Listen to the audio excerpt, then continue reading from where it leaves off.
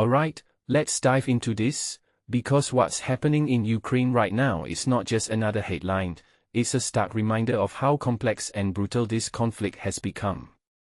So, here's the deal. Russian missile and drone strikes hit Kyiv and its surrounding areas, killing 17 people and wounding 44. Now, what makes this really interesting is the targets. We are talking about a brewing company, a construction material warehouse, and a mail sorting office. On the surface, these seem like civilian sites, right? But here's where it gets messy. Russia claims these places have ties to the military, while Ukraine insists they're just regular businesses. Personally, I think this is a classic case of the fog of war, where the lines between civilian and military infrastructure blur, and the truth becomes a casualty.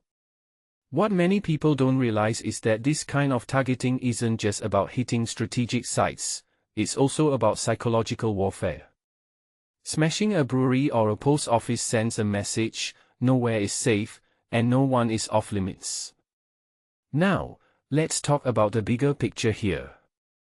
Ukraine's air defenses are stretched thin, especially with the shortage of interceptor missiles for their Patriot systems. Zelensky's been pleading for more supplies, and it's not hard to see why.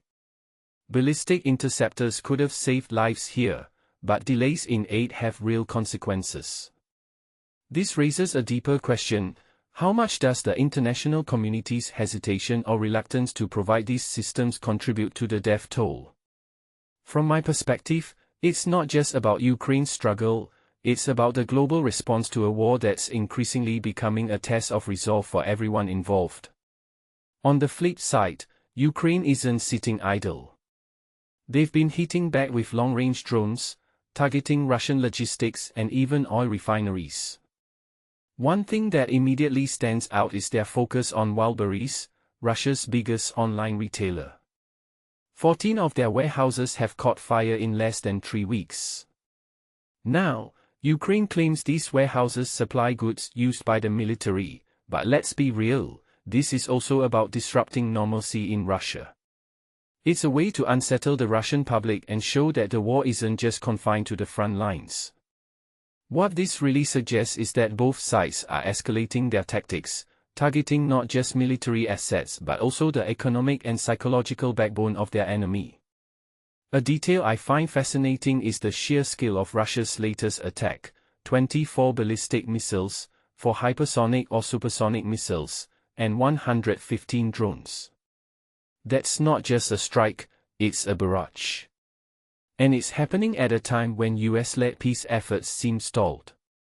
Zelenskyy accepted an unconditional ceasefire, but Putin refused. If you take a step back and think about it, this back and forth isn't just about territory or resources anymore, it's about pride, power, and the unwillingness to back down.